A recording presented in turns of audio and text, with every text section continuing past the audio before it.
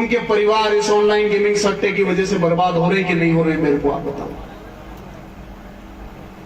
ये कहते हैं कांग्रेस ने 60 साल में क्या किया। अरे मोदी जी, जो भी कुछ आप बेच रहे हो, रेल हो चाहे तेल हो, एरोप्लेन हो, एयरपोर्ट हो, चाहे वो सब कुछ कांग्रेस ने बनाया। आपने बनाया कुछ नहीं, आपने तो बेचने का काम किया। और आज की तारीख में ऐसा हाल कभी भी नहीं था कि जब देश की सरकारें सट्टा खिलाने वालों को लाइसेंस दे रही है। ये तो वो सरकार आ गई जो आपके बच्चों को जुआ सट्टा खिलाने वालों को लाइसेंस दे रही है। गांव गांव में नशा पहुंच रहा है, नशे के हालात चरम पर जा चुके हैं। अगर किसी को कह नहीं सकते तो अपने दिल पर तो हाथ रखकर पूछ सकते हो, अपनी गली में तो पता कर सकते हो, अपने गांव में तो पता कर सकते हो कि गांव में इन 10 सालों में कितना नशा और कितना सट्टा और जुआ आ गया है। अभी 10 दिन पहले, 15 दिन पहले एक कांस्टेबल भाई की वीडियो आई थी कि मेरे ऊपर 15 लाख का कर्जा हो गया है, या तो मुझे चंदा दे दो नहीं तो मैं सुसाइड करूंगा। हालात बहुत बुरे हैं और ऐसे हालातों में हालात सुधारने की जगह जो भी व्यक्ति आवाज उठा रहा है, जो भी व्यक्ति सच बोल रहा है, ये सरकार सच बोलने वालों के खिलाफ केस करने के अलावा और कुछ भी नहीं कर रही है। हाथ पे हाथ रख कर बैठी हुई। और मैं आपको कहना चाहता हूं, आपका हमारा नेता श्री राहुल गांधी जी है, उन्होंने एक ही बात कही है कि डरो मत, डरो मत, सच बोलो, ठोक के बोलो और बड़े बाजार बोलो। आज आपको वो कहते हैं ना कि सत्य विचलित हो सकता पर पराजित नहीं हो सकता। थोड़े दिन आपको दबा सकते हैं, आपको परेशान कर सकते हैं, लेकिन एक सच्चे कांग्रेस कार्यकर्ता को कभी भी नेस्तो नाबूद नहीं कर सकते। और मैं इन अधिकारियों को भी कहना चाहता हूं, क्योंकि आजकल कोटा बूंदी में एक बिरला जी के पाले हुए घूम रहे हैं, जो पुलिस प्रशासन के तंत्र को अपने हाथ में रखते हैं और लोगों की खिंचाई करवाते हैं। मैं पुलिस प्रशासन को कहना चाहता हूं कि किसी गलतफहमी में मत रहना। 3 साल बाद ये पर्ची सरकार चली जाएगी। आपके आका आपको ढूंढने से भी नहीं मिलेंगे। ये कांग्रेस कार्यकर्ताओं के सामने इस मन से विश्वास दिला रहा हूं कि जो भी व्यक्ति उन पाले हुए लोगों की बात में आकर उनके इशारे के ऊपर किसी भी कांग्रेस कार्यकर्ता के ऊपर अत्याचार करेगा, उनका तेल निकाल दिया जाएगा, तेल निकाल दिया जाएगा।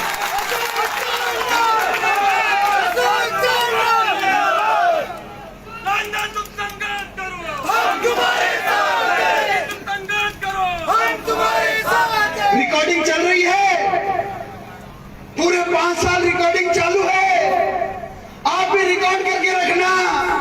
जो भी कांग्रेस कार्यकर्ता के ऊपर अत्याचार करता है, उसको अगर खून के आंसू नहीं रुलाया तो मेरा नाम अशोक चौहान।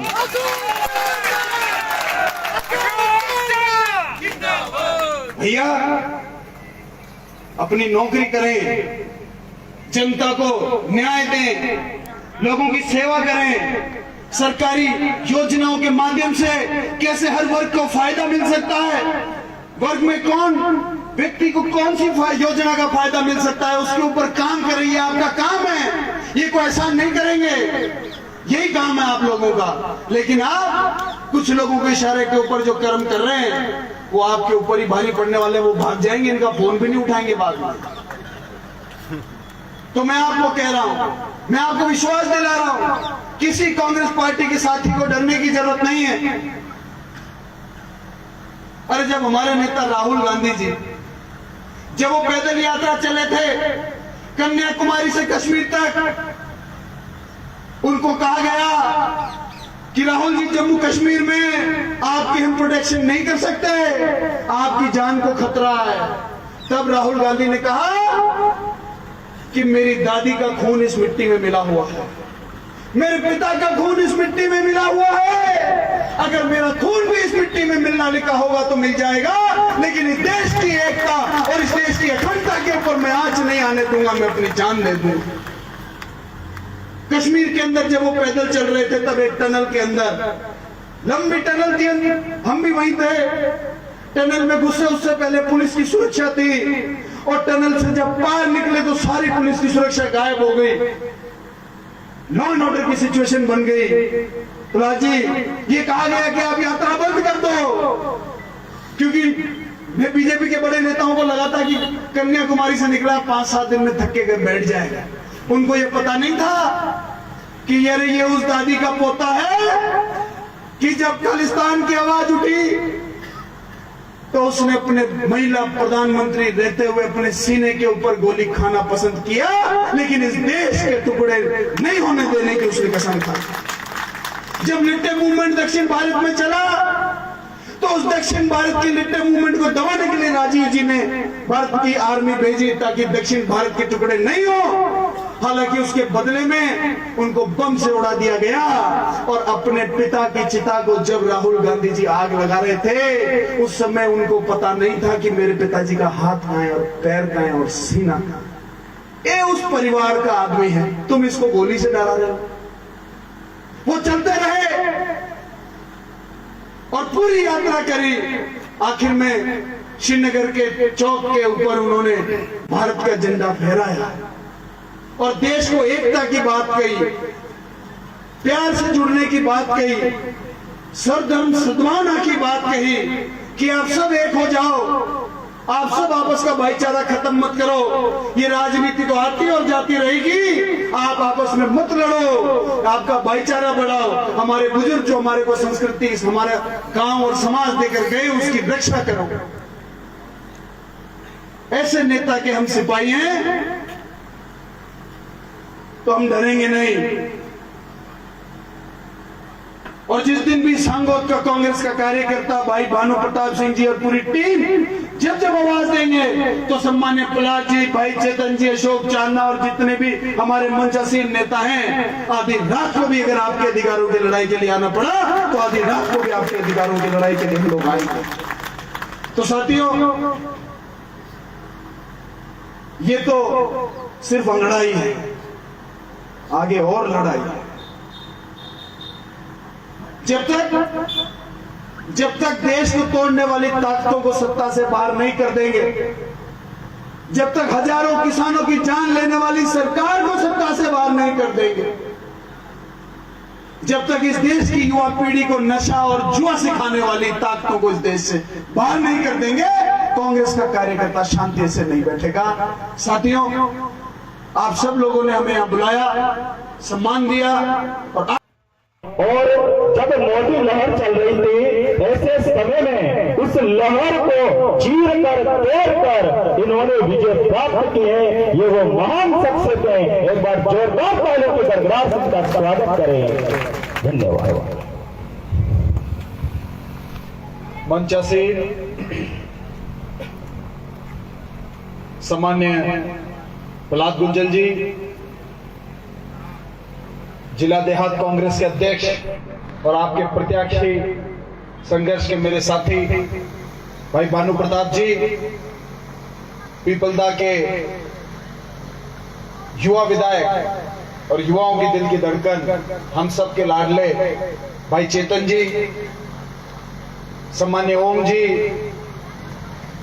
भाई मोइस जी, मंच पर सभी जो हमारे नेतागण हैं, पदाधिकारीगण हैं, और इस पंडाल के अंदर सांगोद के आसपास के जो हमारे किसान भाई पधारे हैं, आप सभी को राष्ट्रपिता महात्मा गांधी जी की जयंती पर और पूर्व प्रधानमंत्री स्वर्गीय लाल बहादुर शास्त्री जी की जयंती पर आप सभी को बहुत बहुत बधाई, बहुत बहुत शुभकामनाएं। साथियों, अपनी बात शुरू करने से पहले, क्योंकि आपको पता है कि गर्मियों में पीने के पानी की समस्या कितनी भारी हो गई थी, और उसके लिए कोटा में हम सबने बड़ा आंदोलन भी किया। बिजली की समस्या तो आप देख रहे होंगे, आपके बिजली मंत्री हैं, लेकिन फिर भी बिजली की समस्या है कि नहीं है बिजली की समस्या, पानी की समस्या गर्मियों में थी। तो एक नारा देकर अपनी बात शुरू करूंगा। मैं कहूंगा बिजली पानी दे न सकी, आप कहोगे वो सरकार निकम्मी। फिर मैं कहूंगा जो सरकार निकम्मी है, आप कहोगे वो सरकार बिजली पानी दे न सके, वो सरकार निकम्मी है। थक गए या दिन में सोते हो, आज सो नहीं पाए, वापस से बोलेंगे। और ये 30-40% आवाज आई है, ये 90 के पार जानी चाहिए, ताकि कम से कम जहां भी जिम्मेदार लोग बैठे हैं, किसानों ने हुंकार भरी है, उनको पता तो लगना चाहिए। मैं भीलवाड़ा का पार्लियामेंट, पलाजी भाई साहब, मैं भीलवाड़ा के पार्लियामेंट 2014 में लड़ा था। तो एक हमारे नेता थे, तो वो शुरुआत अपनी बड़े नेताओं में से नहीं थे, मैं उनका नाम भी नहीं बताऊंगा। वो अपनी बात शुरू ऐसे करते थे, भारत माता की, पब्लिक बोलती जय, बोले अरे मजा नहीं आया। मैंने कहा साहब आप तो तेज वॉल्यूम को बढ़ाओ आप। तो वॉल्यूम जब तक बढ़ेगी नहीं, तब तक आपके आंदोलन की गूंज जो है वो जिम्मेदार लोगों तक नहीं पहुंचेगी। बिजली पानी दे न सकी जो सरकार निकम्मी है, जो सरकार निकम्मी है, ये हुई ना कोई बात। साथियों, आज 2 अक्टूबर के दिन मैं सब किसान साथियों को, कांग्रेस पार्टी के नेताओं को और विशेषकर दिन रात भाग दौड़ करके इस कार्यक्रम को, किसानों की आवाज को बुलंद करने के लिए आपका सबका नेतृत्व करने वाले भाई भानु प्रताप सिंह जी को, आपकी पूरी कमेटी को, आप सभी लोगों को, मंचासीन और पंडाल में आसन सभी साथियों को बहुत बधाई देना चाहता हूं कि आप लोगों ने उस दिन किसानों की आवाज उठाने की सोची कि जिस दिन जयंती इस राष्ट्र के पिता की, इस राष्ट्र को आंदोलन करना सिखाया, इस राष्ट्र को सत्य और अहिंसा के मार्ग पर चलना सिखाया और पैदल चलकर लाठी हाथ में लेकर अंग्रेजों को देश से भगाया, ऐसे महान नायक का जन्म दिवस जिस दिन है, उस दिन आप लोगों ने किसानों की आवाज उठाने की मांग रखी। मैं आप सब लोगों को बहुत बहुत बधाई देता हूं, बहुत बहुत आपको शुभकामना देता हूं। और शानदार आयोजन मैं समझता हूं, आज इतने ट्रैक्टर इस कस्बे में थे, मेरे ख्याल से मैंने आज तक देखी नहीं ऐसी ट्रैक्टर की रैली। बड़ी बड़ी रैली हुई है, लेकिन आज सांगोद कस्बे ने और आसपास की पंचायत के किसानों ने यह बता दिया कि सांगोद के आसपास के किसानों में विशेष करंट है। साथियों, आज का ये मुद्दा सही समय पर, जब फसल आने वाली है, किसानों को सोयाबीन का अच्छा भाव मिले, धान का अच्छा दाम मिले, कम से कम एमएसपी का भाव तो मिले, ये मांग आप लोगों ने करी है और इस मांग को पूरी मजबूती के साथ में उठाना है, क्योंकि इस एमएसपी की मांग के लिए देश में हजारों किसानों ने अपनी शहादत दे दी। एक दिन नहीं, 2 दिन नहीं, पलाजी भाई साहब सही कह रहे थे कि 12 महीने 13 महीने तक देश के किसान दिल्ली को घेर कर बैठे, हरियाणा रोड पर, पंजाब रोड पर, राजस्थान रोड पर, उत्तर प्रदेश जाने वाली सड़कों के ऊपर चारों तरफ से दिल्ली जाम कर दी और 1 साल 13-14 महीने तक सरकार को मजबूर कर दिया कि एमएसपी हम लेकर जाएंगे। और ये सरकार जो झूठों की सरकार है, उन्होंने भी वादा कर दिया कि साहब अब आपके घर जाओ, हम आपको एमएसपी दे देंगे। वादा किया था कि नहीं किया था? और इस राजस्थान चुनाव के अंदर बीजेपी के बहुत बड़े नेता, उन्होंने कहा था, आपको वो बात तो याद होगी भाइयों बहनों,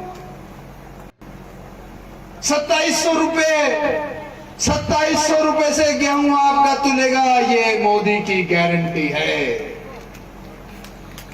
वो बात भूल तो नहीं गए? अब पहले तो मुझे ये बताओ कि यहां से किस किस किसान का गेहूं 2700 रुपए क्विंटल से गया? किसी का बिका क्या 2700 रुपए से?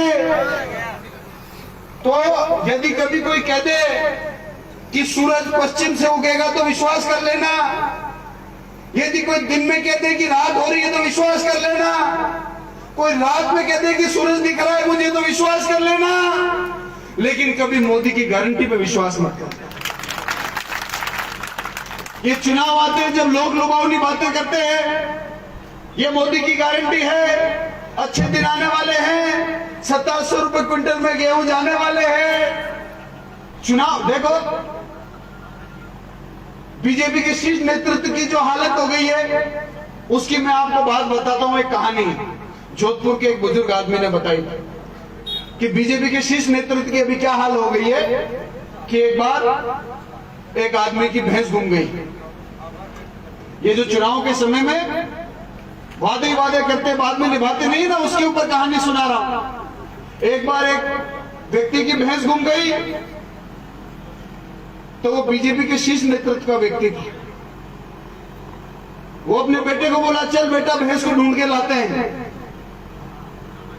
वो घूमते रहे, भैंस मिली नहीं।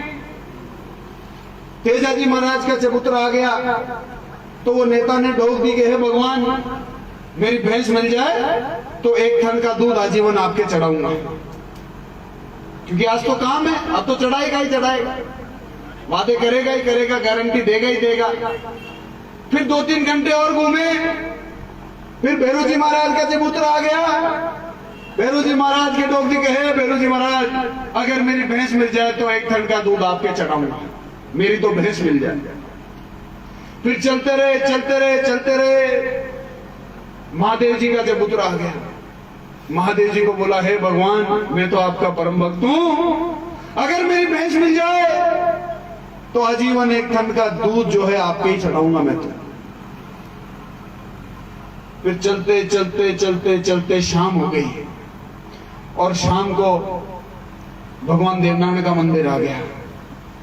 बोले, हे भगवान देवनारायण, अगर जो मेरी भैंस मिल जाए तो 1 टन का दूध आपके चढ़ाऊंगा। तो बेटा बोला, अब तो बाबूजी घर चलते हैं। बोला, क्यों, भैंस तो मिली नहीं? बोला, बाबूजी भैंस के 4 ही थन होते हैं, मिल गई तो भी बांटा काकड़ा और रिज का डालना महंगा पड़ेगा, क्योंकि 4 थन तो आपने दूध तो चढ़ा ही दिया। ये बीजेपी की शीर्ष नेतृत्व की बता रहा हूं। बोला, अरे बेटा, तूने हमारी कहानी नहीं पढ़ी, एक बार भैंस मेरे हाथ लगने दे, फिर तो देवताओं के भी हाथ कुछ नहीं लगने दूंगा। तो ये जब मोदी की गारंटी और आपके जो मंत्री जी के हालात है ना, एक बार मेरे बिजली विभाग हाथ लगने दो, फिर जनता के हाथ में बिजली नहीं लगने दूंगा। वो हालत कर दिया आज हड़ौती के अंदर। साथियों, आज की तारीख में आपकी गली में कोई भी बीजेपी का नेता रहता है, उसको कह दो कि तू तेरे बच्चों की कसम खा जा कि मोदी जी झूठ नहीं बोलते। अगर तू सच्चा आदमी है तो तेरे बच्चों की कसम खा के मोदी जी झूठ नहीं बोलते, तब पता लग जाएगा कि वो मोदी जी को कितना प्यार करता है कि नहीं करता, क्योंकि सच अपने को पता है। इस देश के अंदर झूठ का बोलबाला है, झांसे का बोलबाला है, और ऐसे झूठ और झांसे के समय में अगर समाज को दिशा दिखाने का कोई काम करेगा तो ये किसान पुत्र करेंगे, ये मुझे पूरा विश्वास है। आज देश के क्या हालात है हमको पता नहीं है। भानु बना कह रहे थे कि ऑनलाइन गेमिंग सट्टा चल रहा है। अरे मोदी जी, ऑनलाइन गेमिंग वालों को आप लाइसेंस देते हो, ऑनलाइन गेमिंग कंपनी से चुनाव में इलेक्टोरल बॉन्ड में चंदा लेते हो, और फिर वो आम किसानों के परिवारों के बच्चों को जुआ और नशे के काम सिखाते हैं। आज की तारीख में गांव गांव में मोबाइल के ऊपर ऑनलाइन गेमिंग सट्टा चल रहा है कि नहीं चल रहा है, आपके दिल पर हाथ रखकर बताओ मुझे। और आम परिवार, मध्यम वर्गीय परिवार गांव के परिवार, किसानों के परिवार, नौकरी करने वालों के परिवार, सरकारी नौकरी करने वालों के परिवार, उनके परिवार इस ऑनलाइन गेमिंग सट्टे की वजह से बर्बाद हो रहे कि नहीं हो रहे, मेरे को आप बताओ। ये कहते हैं कांग्रेस ने 60 साल में क्या किया। अरे मोदी जी, जो भी कुछ आप बेच रहे हो, रेल हो चाहे तेल हो, एरोप्लेन हो, एयरपोर्ट हो, चाहे वो सब कुछ कांग्रेस ने बनाया। आपने बनाया कुछ नहीं, आपने तो बेचने का काम किया। और आज की तारीख में ऐसा हाल कभी भी नहीं था कि जब देश की सरकारें सट्टा खिलाने वालों को लाइसेंस दे रही हैं। ये तो वो सरकार आ गई जो आपके बच्चों को जुआ सट्टा खिलाने वालों को लाइसेंस दे रही है। गांव गांव में नशा पहुंच रहा है, नशे के हालात चरम पर जा चुके हैं। अगर किसी को कह नहीं सकते तो अपने दिल पर तो हाथ रखकर पूछ सकते हो, अपनी गली में तो पता कर सकते हो, अपने गांव में तो पता कर सकते हो कि गांव में इन 10 सालों में कितना नशा और कितना सट्टा और जुआ आ गया है। अभी 10 दिन पहले, 15 दिन पहले एक कांस्टेबल भाई की वीडियो आई थी कि मेरे ऊपर 15 लाख का कर्जा हो गया है, या तो मुझे चंदा दे दो नहीं तो मैं सुसाइड करूंगा।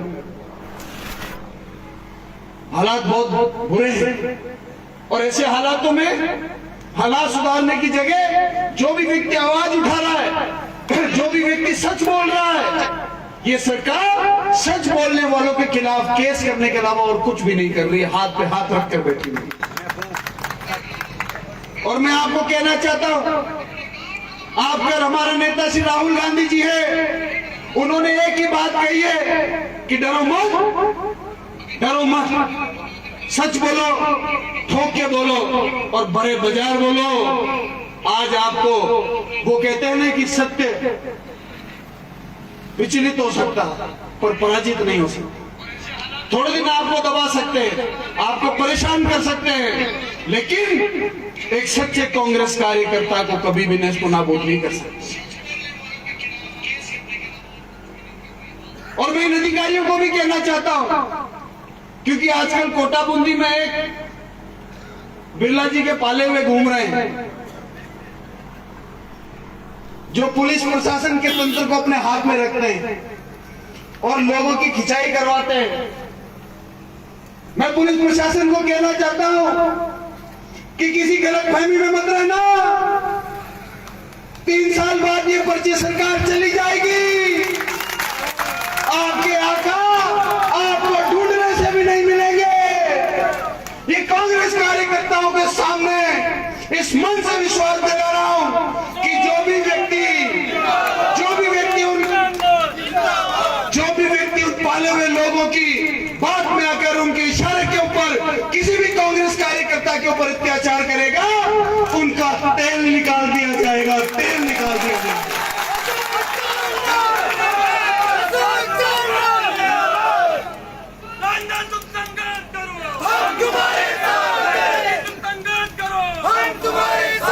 रिकॉर्डिंग चल रही है, पूरे 5 साल रिकॉर्डिंग चालू है।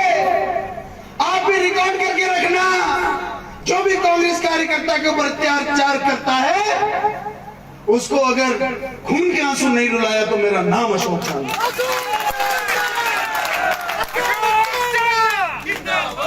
भैया अपनी नौकरी करें, जनता को न्याय दें, लोगों की सेवा करें। सरकारी योजनाओं के माध्यम से कैसे हर वर्ग को फायदा मिल सकता है, वर्ग में कौन व्यक्ति को कौन सी योजना का फायदा मिल सकता है, उसके ऊपर काम करें। ये आपका काम है, ये कोई एहसान नहीं करेंगे, यही काम है आप लोगों का। लेकिन आप कुछ लोगों के इशारे के ऊपर जो कर्म कर रहे हैं, वो आपके ऊपर ही भारी पड़ने वाले, वो भाग जाएंगे, इनका फोन भी नहीं उठाएंगे बाद में। तो मैं आपको कह रहा हूं, मैं आपको विश्वास दिला रहा हूं, किसी कांग्रेस पार्टी के साथी को डरने की जरूरत नहीं है। अरे जब हमारे नेता राहुल गांधी जी, जब वो पैदल यात्रा चले थे कन्याकुमारी से कश्मीर तक, उनको कहा गया कि राहुल जी जम्मू कश्मीर में आपकी हम प्रोटेक्शन नहीं कर सकते, आपकी जान को खतरा है। तब राहुल गांधी ने कहा कि मेरी दादी का खून इस मिट्टी में मिला हुआ है, मेरे पिता का खून इस मिट्टी में मिला हुआ है। अगर मेरा खून भी इस मिट्टी में मिलना लिखा होगा तो मिल जाए।